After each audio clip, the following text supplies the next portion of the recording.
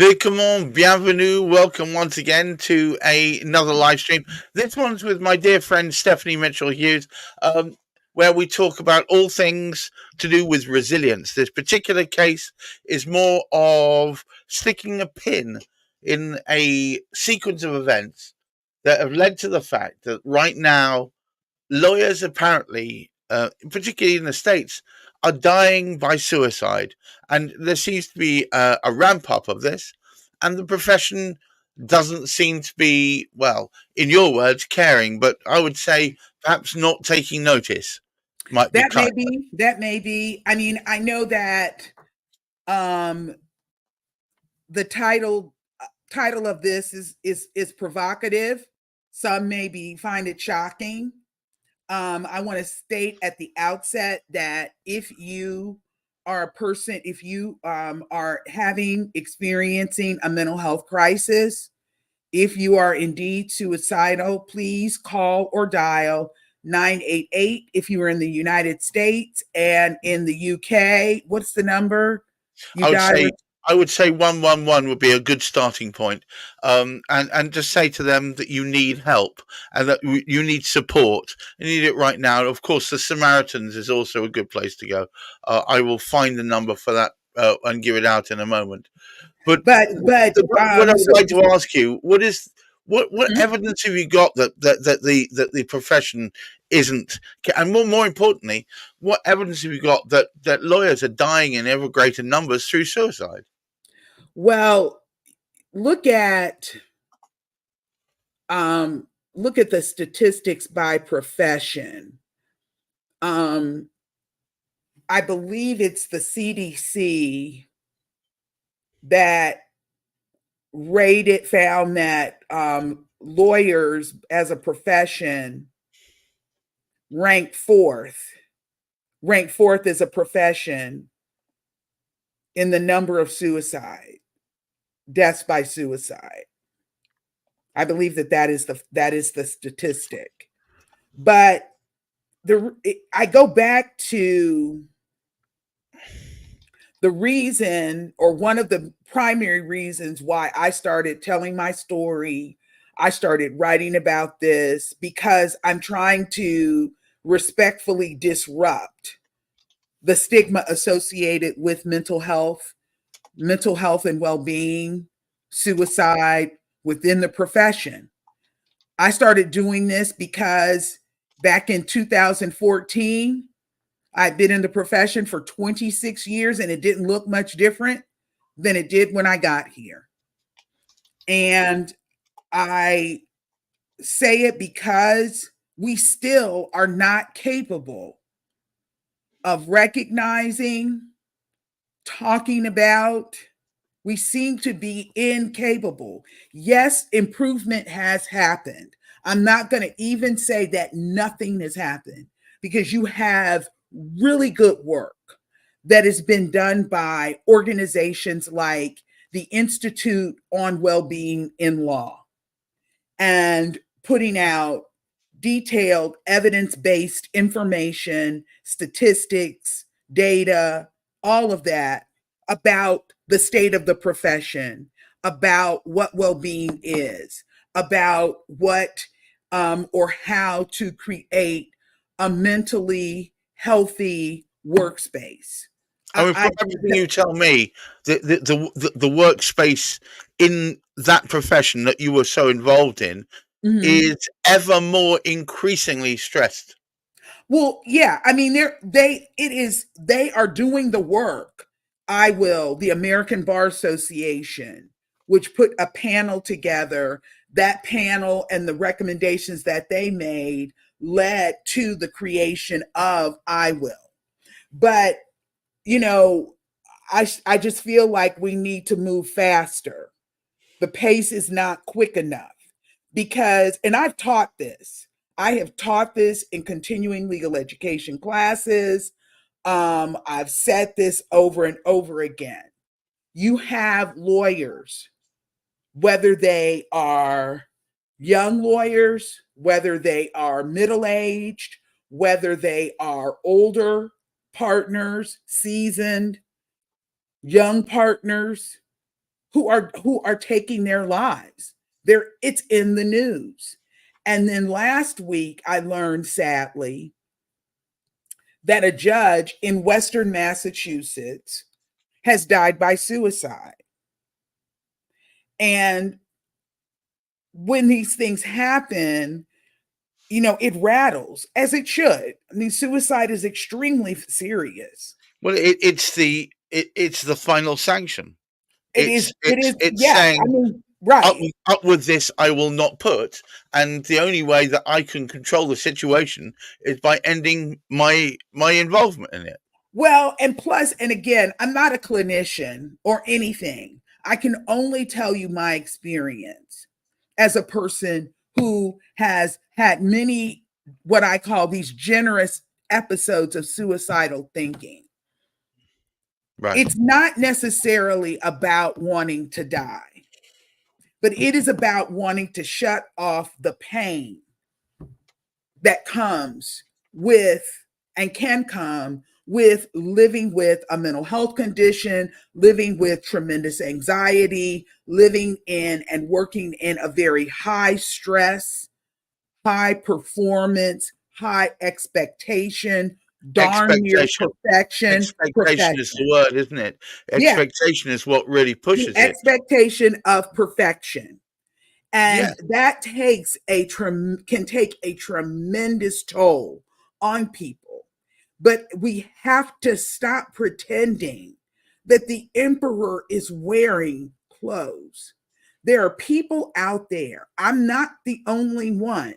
But when a partner who worked at a major national, I think it's a national, and it may even be international at this point, law firm died by suicide, his wife told his story and came out and talked about what happened to him. And it's like, we're all looking in the room, looking at each other and going, well, I don't know, we've got this information, how should we do this? And in fairness, again, I'll say in fairness to the profession, it becomes the whole idea of talking about suicide, then trying to figure out how to address it is a very intimidating, deer in the headlights moment for a lot of people, because there's a perception that if we talk about suicide, even just uttering the word is enough to plant a seed in someone's head. And I just don't think that that's true. I could be sitting here. Heck, I had a suicide voice that lived in my head that told me to end my life daily for many years. Someone coming up and talking to me about dying by suicide and saying the word wouldn't plant that seed. It was already there. And I think that if we can become less uncomfortable, become more comfortable talking about very hard, uncomfortable things, that maybe we can begin to make some progress. Maybe, possibly, if we hold space for judges, for lawyers to go to whomever if it's the gatekeepers at the law firms, if it is the lawyers assistance program, if it's someone at the chief judge at the court, if we hold space for lawyers to be able to say, I am struggling and I need some time, and that be granted, not necessarily without question, but if with information supplied by a professional, a medical professional, then if we can hold space and create a more comfortable and easier environment for people to ask for help, that maybe it just might actually save somebody's life. The one thing that got me recently, which I was completely unaware of, where I think there needs to be a radical shake-up in America, is about sick leave. Oh, yeah. Mm-hmm. Because over here, if a doctor says, if I'm working for someone, I'm a Mm-hmm. salaried person, and and I go to a doctor and say I can't cope. I'm in crisis. I need help. And the doctor examines me, perceives that in fact the best way of getting that help might be stay in a hospital, or at least some leave, during which time I could be on a regime or whatever it is. They will write a note which can be Mm-hmm. presented to the employer, and then you get anything up to several weeks, in some cases several months, sick leave, which is paid at the very Oh, least, at the very least, at a statutory basic level.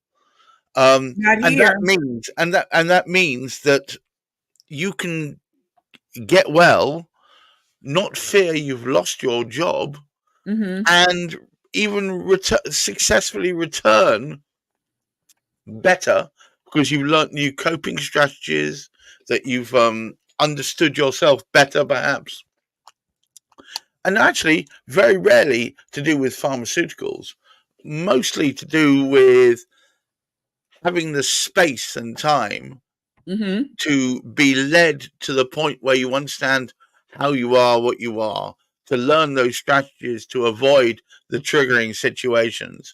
And then you can become a productive member of that company, that firm, that law firm, or whatever it is again. But in America, you don't have that. Not really. Absolutely not. Well, I mean, it is just, to me, again, a travesty. I know this from much of the work that I did as a labor and employment attorney, and much of the work that I've done for most of my career in labor and employment law. You have people who have had babies. There are people who have had babies who do not get leave. They try to cobble and save whatever leave they can cobble together to cover them after they have had a baby. And sometimes people will return to work 2-3 weeks postpartum because they cannot afford. And so you have that when people universally, for the most part, understand the rigors of childbirth and what goes with having a newborn in a household. So you can just, it's almost the equivalent of climbing Mount Everest, because here we have these things called no fault attendance policies, so that they can essentially wash employers out. And now that they've almost decimated union employment and union contracts are the reason that we have any of the stuff. It's one of the primary reasons, I'll say, that we have entity leave period in certain professions. Disability, let alone disability leave. It's not this it's the, we want you to be here to work. We don't care what kind of condition you're in. We don't care what's going on. We only care about billing. We only care about billable hours. Have you met your quota? Have you done this many decisions in one day, conducted this many hearings? Have you completed this many trials over this period?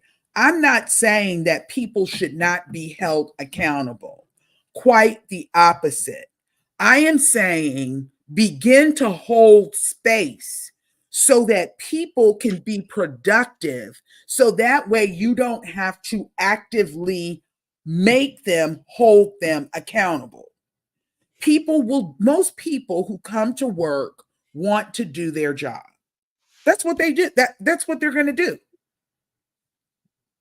But you've got to hold space, and you have to treat people as human beings.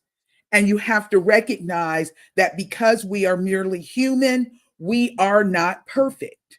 We will make mistakes, but hold space for us so that we don't have to look at the finality of suicide as it. I cannot do this. And we're not so far down that all we can see is the end. there is It's a go ahead. no, it's just frustrating.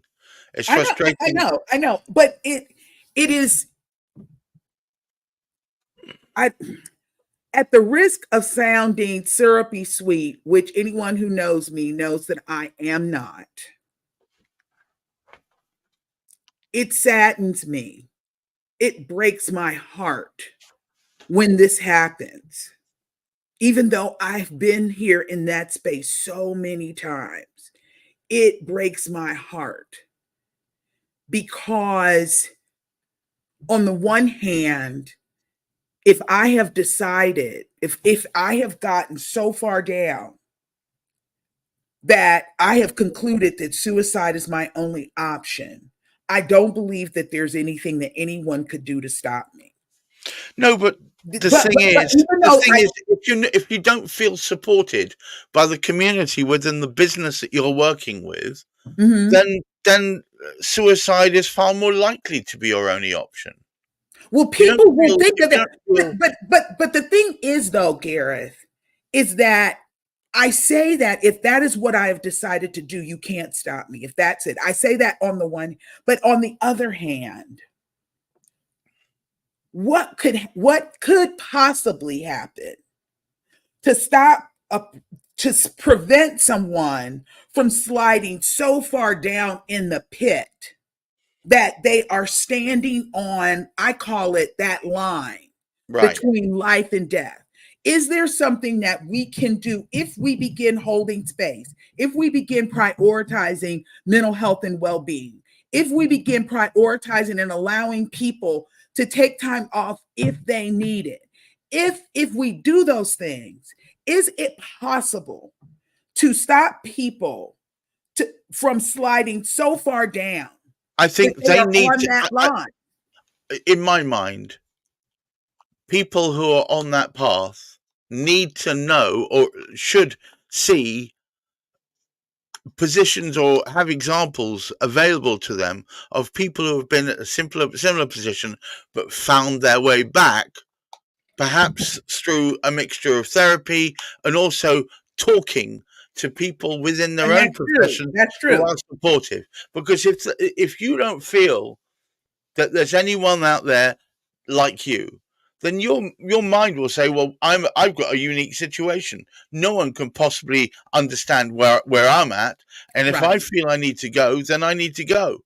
Whereas if it's patently obvious to them that other people have been in similar situations to them, and they've had the ability to find their way back, and may even be an advocate for such, then I think you may find a lot more people won't take the final sanction because they'll say, hang on a moment, I don't want to feel like this anymore.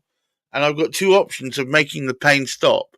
I could go down this route, which is quick, but it's final, or I could go down that route, which is slower, but potentially could lead to me actually enjoying my life once again. Well, that's true. That's true. But we've got to begin holding that space. Now, I do want to leave people with something that's a bit hopeful. Well, Because before you do that, would you give me once again the US organization that people should call if they need support? well, there are a few organizations who you could reach out to. If you dial or text 988, there is the National Suicide Prevention Hotline. Hang There on, is I'm going to put this up as a banner: suicide prevention hotline. hotline. Dial Okay, 988. yeah, There's also, of course, I have to say, the National Alliance on Mental Illness, also known as NAMI. yeah. And What number is that? NAMI National. And let me National. NAMI National, the National What Alliance is? Give me National Alliance on Alliance Mental Illness. on Mental Illness. What's the And number it for that? and you can find it at NAMI .org. You can call the NAMI National Helpline at 800 Hang on, I'm struggling here. Run out of space. Let me create a new one. All right, got the first one. And what's the number for Nami? That's two. At What? 800 Yeah, 950 yeah.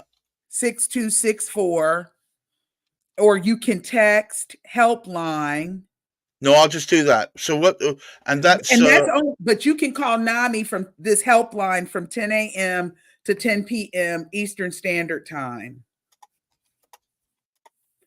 And, okay. you know, you can always go to your nearest emergency room or crisis stabilization unit. So National.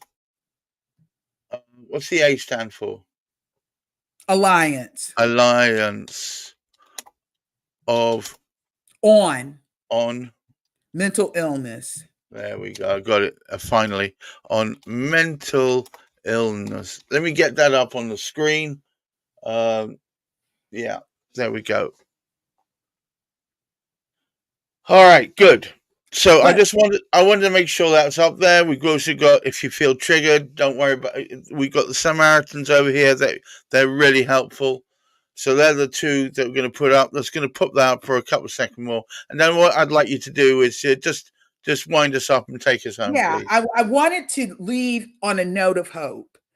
There Okay. is suicide. Yes, it's tough. It is scary. It is serious. But at the end of the day, there is hope. There is always hope. But you've got to do the work to create the space. And so this is what I will say. Even in the darkness of suicide and suicidal thinking, hope always endures. Knowing why those of us with lived experience may not necessarily tell you that we're suicidal, or knowing what the signs are, you know, it all of those things create space for further healing. But hope and healing is possible. It's just like I said, you got to do the work and you have to hold the space. And I think that the profession can lead America, can lead us in holding that space and creating that atmosphere and having those hard conversations. There are people out there, law firms and other entities, who are doing the work, but we need so many more. As ever, thank you, Stephanie. We don't always have hard conversations. I think this is a hard one for some people to take, and perhaps some people want to shy away from talking about these topics because they're not comfortable. No. But we ignore them, then the problem will just increase in size. I think the very reason why we're at the position we are at is because people have been just blinkering themselves and just keep pushing forward, ignore what's going on, just keep pushing forward. Well, we've got to take the blinkers off. We have to acknowledge it exists and even acknowledge the fact that there is still hope. But I'd say to anyone out there who's feeling miserable, who's feeling lost, I would challenge you to stop for a second and think, A, do you remember a time when you thought your life was full of promise? And B, if there was a way that you could get back to that mental state, or at least something similar where there was hope and promise, would you want to try it out? Wouldn't you want to test it before you use that final sanction, after which there's no possibility of hope? And I'm challenging all of you out there that maybe feel like that to either contact, in the UK, the Samaritans, and just talk it through with another human being, or perhaps the National Suicide Prevention Hotline, um, or NAMI, the National Alliance on Mental Illness.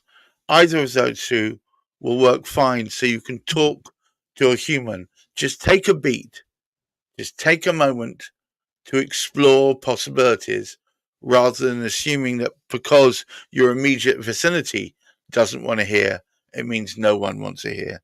I challenge you to try that out. And also, thank you, Stephanie, for having these conversations. I think people like you are the vanguard that help the rest of us get through these conversations and make sense of them. And for me, I've been there. I understand, and here I am to tell the tale. Stephanie's much the same, and we wish all of you a wonderful week and good mental health. Until the next time we speak, bye bye now. Bye.